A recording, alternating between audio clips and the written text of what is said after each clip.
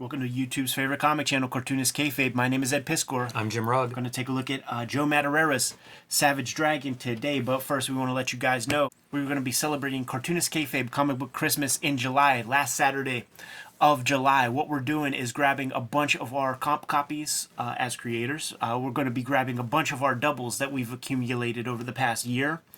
We're going to be hitting the dollar bins and scooping up some rad comics for cheap.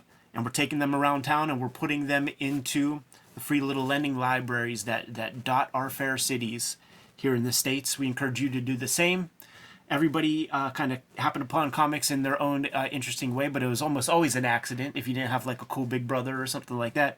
So we're adding to that chance that some cool people can discover the beauty of comics and become future comic readers. We also are going to, or have just been to, Heroes Con. I'll leave it at that. But today, Jimmy, let's take a look at Vanguard issue number 3 with the young Joe Maduriera. Before he was Joe Maduriera, Erik Larsen got a hold of that fella, got him to do a Vanguard issue. And if you get a talent like Joe Maduriera on the hook, you got to make him draw your flagship character and see what that looks like. Am I right? Yeah, 100%. This is so interesting. I was kind of trying to peep. What is the publication year? Is this 93, 94? Okay, here's the thing. There's a 93 cover, or a date on that cover art. Yes, and it's December 94, so this could have been sitting in inventory for who knows maybe how long. I say that all just to kind of like create a scene of when this is, where this is. You know, this is probably the bubble starting to come together, but we're not going to see that ramification probably for another year whenever it really is like, okay, we're in trouble. But at this point, like, these are still, you know, pretty exciting books to be working on if you're a young Joe Maduriera. Let's see what Image has to offer, you know, because, I mean, Image was doing record blockbuster numbers a year ago. Yeah, I believe at this point, he's not on, I don't think he's on X-Men yet. I think it would be foolish to, like, you know, not divorce yourself from your high-paying X-Men job to, like, moonlight at Image Comics at this. But probably post Deadpool. You know, like, this would be a guy who's got a little bit of credits under his belt. Yeah, he did his Marvel Comics Presents stuff. He did a couple issues of Excalibur. Really made a name for himself with Deadpool. Some A-listers there on color. Steve Oliff, one of the color credits. Absolutely. Ruben Brood, he would be a heavy hitter. And I got to give big shouts to Gary Carlson, the guy who got a lot of these dudes started, including Erik Larsen and Rob Liefeld, through Megaton Comics. He's also the guy behind Big Bang Comics. Yeah. Who did, starts at Caliber, but then ends up at Image for a while. For a long, kind of a run. Like Totally. At one point, the 1963 characters cross over there. Like I always think about binding a collection of 63. Right. Couple of appearances, a Shadowhawk and a Big Bang. So Gary Carlson's been around. I want to give big shouts to Uncle Gary, man. He just went through some cancer surgery. He's recovering. He's doing well. The outlook was real good. And go to his website. Megaton Comics, I think, is the thing, man. Go buy a bunch of stuff and have some grace when it comes to fulfillment, man. He'll ship you some stuff, but he was going through some things, and he's good now. But I'm glad you brought that up because, like, what is Big Bang Comics? It's a celebration of, like, Silver Age comics. Megaton Comics wasn't that far from that either, man. All that to say that we have an Image comic that reads like a comic. There's an actual story here, which is very rare for Image Comics. But co-writer Erik Larsen and Gary Carlson, both of these guys make readable comics, which is ridiculous that you have to say that about Image Comics, but you do. And it starts off, we have a naked as a jaybird, as my pops would say, Vanguard, who is on the top of like some Chicago theater. They still have Speedos on Planet Vanguard. Can't get totally naked. And I love, in between running around naked in this alien planet, he stumbles on like a mugging, some kind of beatdown. Superhero comics. It's this kind of stuff that Joe Maduriera bangs. It's proportionality. It's the tapered root of the leg that gets thick at the top. These are the tropes that people swipe from him. When he changed the game from everybody doing Jim Lee clone artwork to Joe Maduriera clone artwork, and these are the tropes. These big fists, a definite, much better awareness of anatomy than what the previous guys did, but bubbly muscles that he himself pulls from like the SNK fighting game, the Neo Geo fighting game kind of art, or like Street Fighter 2. I love these two panels.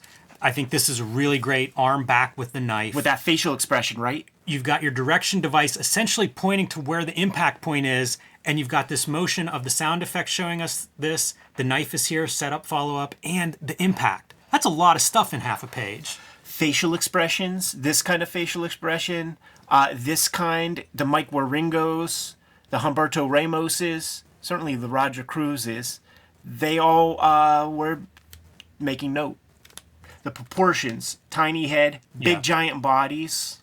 Cartoonist Kayfabe is brought to you by the books that we make, but there's also a Patreon. King Kayfabers on that Patreon get all of the videos before anybody else, completely mitigates that kayfabe effect, and they have access to our weekly stream where we create each of the episodes, completely removing the kayfabe effect from existence for them.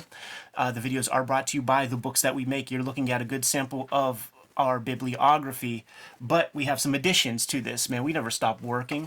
Jimmy's going to have Street Angel Princess of Poverty coming to you this summer. It is a companion piece to Street Angel Deadliest Girl Alive. It's different material. It's from Jim's pre-image days, and you have both volumes. You're going to have all of the Street Angel content that Jimmy has created to date.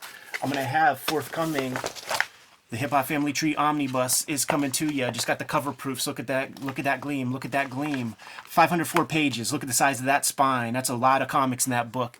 Comprises all 4 volumes of Hip Hop Family Tree. 140 pages of new material that has not been seen in any of the other volumes at this point. And I drew a bunch of new stuff for this comic.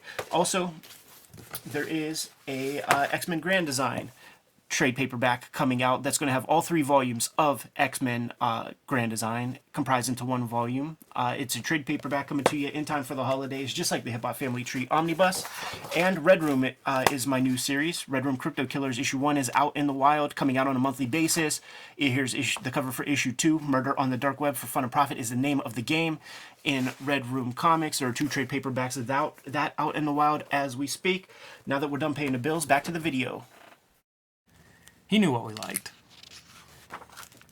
And here's what we came for. Yeah, dude. Hard to draw. Very hard to draw. And it's interesting, the stuff that's like maybe not totally formed yet in Joe Maduriera. Because like the legs are sort of like, they're okay, but it still looks like he's working out stylistically certain things. But it's cool to see him take on a character like Dragon. It takes him a while on X-Men to become who he is. With Brian Lee O'Malley, we took a look at his first X-Men issue. And, I picked that up at the time, and I recognized it as being pretty cool. But it wasn't what it became. You just knew that it was this dude locked in with potential energy that he realized, which was exciting. There's a lot of creators that like could be contenders and don't do anything. The style is still very different than the typical, like the Image style. You think of those guys there, so it's pretty radical. I liked Larson's stuff. I would follow his corner of the universe, of the Image universe, highbrow, and I always liked it because he didn't bring guys in that were like Eric Larson clones. You're right. And I liked that. I liked most of the artists he would bring in. Yeah, and it's funny because like I was younger and I was like, Adam Hughes, like what is that? There's not enough lines on that. Jason Pearson, what am I going to do with that? And Joe Maduriera has an understanding of the form and the shapes, so he doesn't have to hide behind crosshatch. There's not so much line. Pretty good design sense, and for those that don't know, he is in video games now, and it would be things like this. This is another one, a lot of good stuff, a good angle, but also you're seeing the motion line for an arm that's swinging. I think that's pretty decent, and I like this dragon head. Hard angle to draw that fist. Looks like that nose is getting flattened. You know what I mean? Like that's a pretty good. It's a good punch. Yeah, it's a good punch, and like the nose cell is important. Yeah, because it lets you know who we're dealing with here. This is a bad motherfucker. Right. This alien ain't feeling that much. And then that's sharp as hell. You could tell this is a Steve Olive colored page. Right. I could just tell. I don't know why I could tell. It's like all the little noodling and stuff in there. It's so funny. I look at this and wonder, is Matt Allison looking at this back in 1993? Yeah. Canker artist. Like there's something about that image that reminds me of him. Yeah, that body horror, Cronenberg's shit, man. There you go, the facial expression. It's the one small eye, the bigger eye. Maduriera trope that he brought to the game that a lot of people swiped. This angle gets swiped from him. Like, where it's just like, you don't show the neck, you just show a little piece of the top of the head, that low angle kind of thing. He brings that to the game. And the dragon fin, not right. You know, like the little way small. that the fin is, well, also the angle. Yeah. Like if you're in a profile, it's almost perpendicular to the forehead coming straight out. Right. And it's something that everybody Closer did to this. this. Yeah. Everybody would do this. And Larson would talk about it in the letters column. And, you know, if you were trying to draw it, you try to take notes and figure it out. Right. Yeah, he'll get it on the close-ups. Yeah, some of it, it's perfect. You know, like that's really good for straight on. It's just a line. Part of it, I think, is like we've all done a character like with a mohawk when you were a little kid, and a mohawk is up, but the fin isn't up; it's forward. This is so cool too because like Vanguard can shapeshift, so now we've got 2 dragons. Yeah, and that's what I'm here for. I'd much rather see Dragon than Vanguard. Right. So you get to see Joe Mad like really leaning in and doing some dragon art.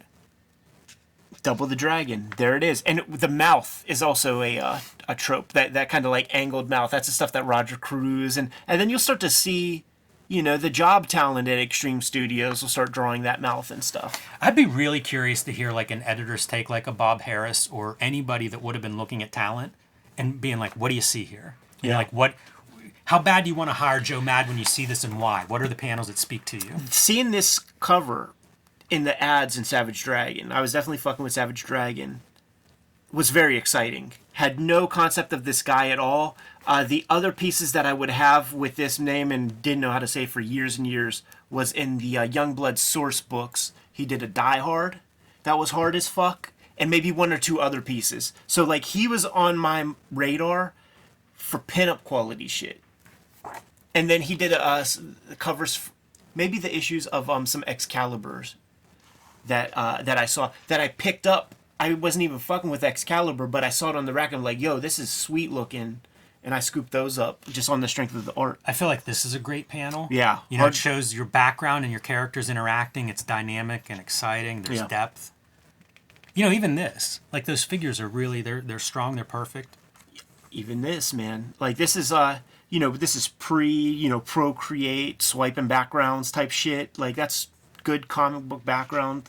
Has the energy that you need. And this kind of stuff, man. This is your, like, where your Ramos is and stuff. Where like, all right, man, I'm putting my pens down. I'm changing my whole approach now. Like, that could have been a Ramos piece right there.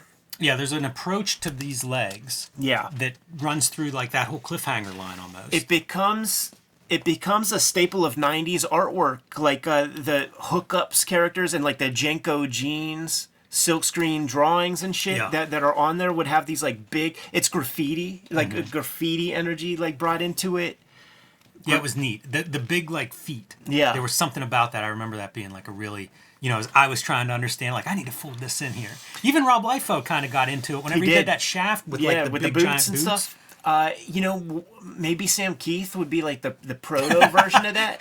I'm not thinking of the Max specifically. I'm not thinking of the Max, but like, of course, the Max is like far out. But like, he would draw characters with those kind of big feet and stuff. But a version of that. It was almost like interesting to see the marriage of cartoon with like serious superhero. The cartoon is something that came through for me looking at this book this week. Yeah. Those cartoon qualities. Because again, like it just wasn't that time, like that first year of Image, they're not those are humorless, most of them. Yeah. You know, McFarlane has some cartoony stuff, and Larson, I think, is conscious of it. But man, like the Jim Lees and the Liefelds, like that stuff is just grim and gritty and not a lot of humor. He's going for like reasonably accurate drapery, which none of the Image dudes had a grasp on, with the exception of maybe Larson would show off a little bit. But nah, he would get weird with it. And Silvestri could do it. I was going to say, Silvestri's probably the guy that could do drapery. He would never do it in that style of comic. Like, you look at his old King Conan's or something, and you could tell he could draw a folded piece of cloth. Yeah. And, you know, that was something you had to use to learn. Like, if you were reading submission guides, it was like, be able to draw regular people. You know, and that means regular clothes. And, like, at some point, that just fell apart. Yeah. When you just needed to put out new number ones, man, who cares? I love too ambitious shots of kayfabe in those back muscles. You know, you need to get your lats and you need to get your chicken wing, man, your shoulder blade. But then you just draw the mashed potatoes and just, you know, go with the form. Just imagine bumps that would be muscles. Sure. And, you know, you got this one, you got that one, and then you It's got those two ridiculous. little tubes from behind the ass. That whole Vanguard physique, I'm just and to do it twice on Facing Pages, and this punch that we've seen now a second time. He perfected it on this one, dude, because it was like pretty good on the other one. But like you can't short shrift the curve of this because I fucked this up a lot, and it flattens out your guy. So he's good. He sees it. He's got the vision. You know, he could see these drawings in space. All your wrist bracelets allow that curve. You know, like because it's just circle, circle, circle. So Well, you should be able to do it. It challenges you to knowing that you have to do that. So you got to get that curve right. Fair. And dudes fuck that up because you know where you could see it often. Dudes fucking that up is just like say short sleeve. Yeah. Like they'll fuck that up and they screw up the tube of the arm, the cylinder of the arm. They flatten it. I too had much. one this week where it was like also the way the curves are. I had a full figure. And like the other curves, I wanted to go the other way, and it was like you gotta pick. Yeah, you gotta pick do, where man. where your point of view is. What's the perspective? That's exactly right. What's the perspective? You were pointing at this one, and I'm ready for that too. What do you have to say about that panel? No, the Matt Allison joint, right? Like Oh yeah, that's great. That body horror, but also shades of like McQueenie and like Hilary Barta when they did the blot or the blob or something like that for Alan Moore. I was gonna say like that's a thing that you could really mess up. Oh, you that's could for you sure. could draw that very poorly. Like having a face like animatedly changing shapes and stuff like that. It's a cool gimmick, but not an easy one to draw. No, you got the movement with the curve. Curves equal movement. So like Maduriera understands that at least on an intuitive level. So like the curves help sell it, and it's very well lit. It's not hatching everywhere, but where the bolts are, I'm it's good. quite confident he chose that because like the pencilers of this day, the Mads and like the Ed McGuinnesses, if you ever see those pencils, the final ink might as well just be a bumped up, contrasted version of the pencils because they are building in the thick and thins. You know, the kids. McGuinness is an interesting name looking at this. It's Because I feel similar. like there's some, like those guys very different as time goes on. But at this stage, like early in their careers, there's some commonality there. Absolutely, and of course, you know, McGuinness does tenure at Deadpool as well. Probably piggybacking off of this, and of course, they were very spiritually close at a certain level for a long time. Early. Makes me wonder if McGuinness had that video game influence or something that he was drawing from. I think he was just pulling from this kind of stuff, man. And the kids that I went to school with at art school, like coming off of the McGuinness and the Joe Mad, like they had the same pencil style where they would like blue line real thin and then just like basically ink with the pencil and have the tightest pseudo inked pencils where, you know, it would be like say like a line like this one. Well, let me try to find a good one. Okay, like this line, it would be like 2 swoops of the pen and then you'd be filling it in. Right. That type of thing. Where the thick and thins of like a John Buscema would just be like natural.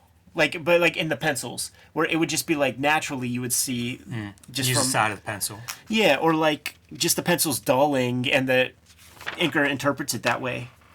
This is that shit like what you were talking about with that Rob Liefeld, where like the boot kind of thing, where those proportions it's like very leg heavy. I think will be a comic called something like Foot Soldiers or something that was of that kind of Trent I bought all Kanuga. those. Jim Kruger was the writer. I forget who the artists were on there. I want to say Oming, but it wasn't Oming. I forget who the writer or who the artists were on those. But yeah, like the big feet was a staple of like mid to late 90s aesthetic. Slowly getting more and more the manga kind of flavor, and we were looking at a Wizard. I see it here too. Those eyes. We were looking at a Wizard magazine that was highlighting the manga influence on creators, and Matt is talking about slowly getting his manga influence into the X-Men books, and there's like literally issues where they're in kimonos or whatever fighting. Right. It's the Ninja Scroll issues. You know, we could look at those soon. I would be happy to look at those soon. I got those in the bins right behind me. Such an influential creator who really doesn't get the props for that, really. Like, people like his work and stuff, but the influence that he had was immense. without even trying. It's interesting, that influence, because at some point, like, it just becomes mainstreamed. You know, It does. I'm thinking like the manga is part of the stuff. And it's one of those things where it's a new idea whenever whoever starts it. Maybe Scott McCloud in 1984 with Zod. But then by the time it's like 2000 and whenever, 7 or 11, I don't know when, but it's ubiquitous. And, you know, like that transition from like nobody's doing this to everybody's doing it, not even thinking about it anymore. Right. It's a weird, gradual, but almost invisible thing. Because he does this, and we went through an issue with Brian Lee O'Malley, and I always think of like Scott Pilgrim. Like, I got volume 1 of that when it first came out, and was like, oh, he's got the manga here that, you know, like Becky Clune, and there were people flirting with it. Brandon Graham, you know, you could see these snippets of it, but it was like everybody's coming from these different angles. Yeah. And, you know, Joe Mad, one of the first guys, but not the only guy. And then within a couple years, it was like, it's here. Yeah, no, like, and I'm not saying like manga influence. I'm saying with the interpretation of manga, with superhero style, with these exact tropes. You know, this is Ale Garza on Gen 13 later. Like it's this. I'm not talking about bringing chibi art or none of that kind of shit. I'm talking about this specifically with these proportions.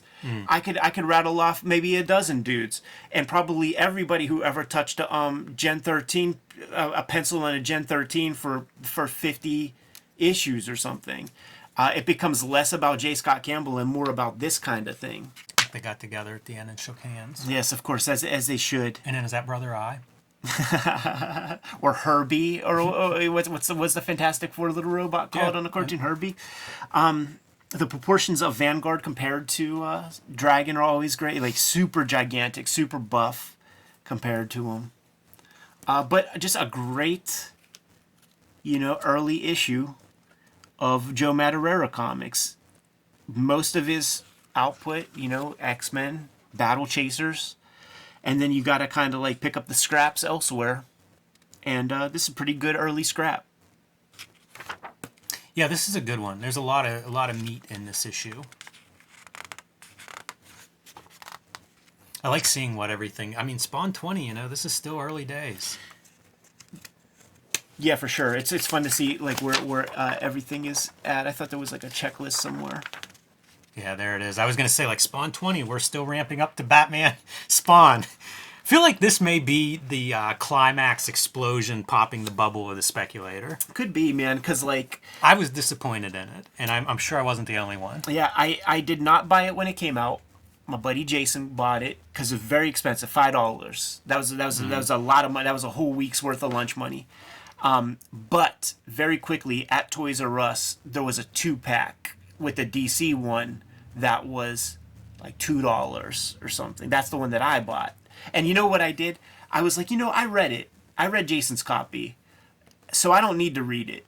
And I kept it in its like plastic, like the thing that I bought it in, you know, like a weird blister pack or something. I'm like, I'm just hold on to it. But then the Jones came over, and I'm like, I'm real curious what that DC one looks like. I'm so curious. And then I was like, fuck it. Just like one night, I'm like, I'm opening it. I'm going to read my comic. I feel like the fact that those were 2-packing at a discount is proof of the, Exactly. of the bubble, you know, bursting. Exactly. They printed a few more of those than they could sell. Mel Bolger was pissed off because he was sexless. Even I his never, toy. like, this was the weirdest part for me with, like, Spawn's success. Like, I would look at that character in Violator and just be like, I don't get it. This guy doesn't look cool. Shit, he set off his own influence, man. And then we got some Jim Valentino joints, right? Yeah. The Pact. It's fun, too. A lot of the second, the second wave of the first Image dudes, like Valentino, Freak Force being the Eric Larson spin-off team. Go back to our earliest Wizard coverage in, like, you know, Wizard 10, 9 or 10, when they're talking about the books that they're going to be putting out.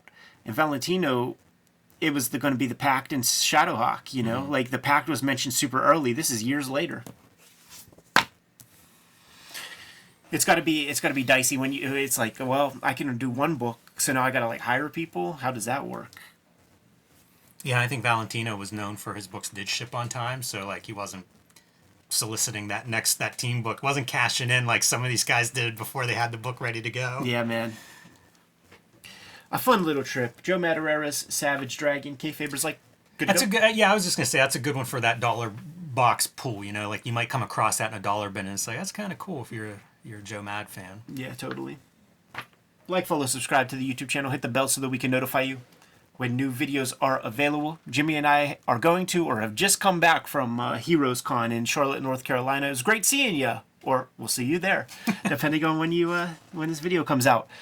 Cartoonist Kayfabe Comic Book Christmas in July is happening the last Saturday of July. This is going to be the day that we group.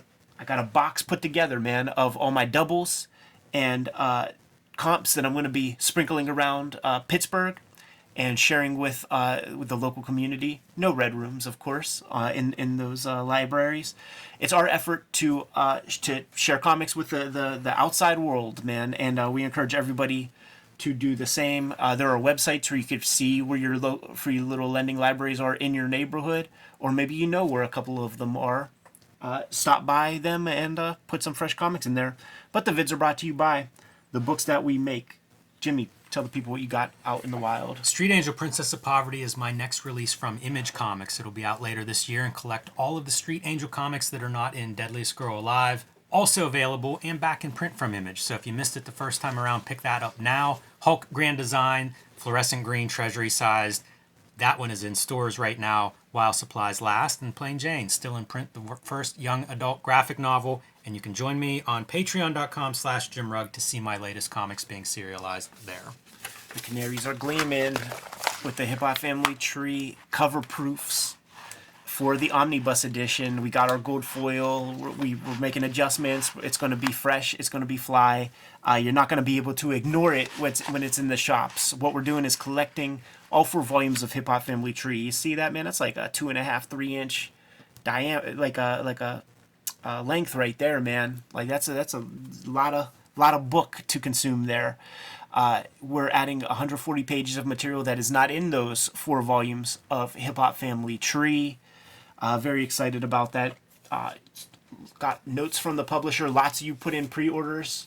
Grab an extra copy, man. I'm sure you got a hip hop fan in your life, and if you don't, you probably got an X-Men fan in your life. So scoop up the X-Men Grand Design Trilogy trade paperback that Marvel's putting out in November. Plenty of time before the holiday season, collecting all of my X-Men Grand Design works. And Red Room Crypto Killers is the fresh comic that I'm working on right now. Going to be monthly for 4 issues. First issue is out. The second issue is going to be coming out at any point now. Make sure you put in an order at your shop for the 3rd issue, because that's going to be a hot key, introducing characters that I'm going to be working on for the next couple of years, maybe. But Red Room is about murder on the dark web for fun and profit. Every issue is self-contained, so if you see an issue, scoop it up, give it a shot, and if you dig it, grab another issue.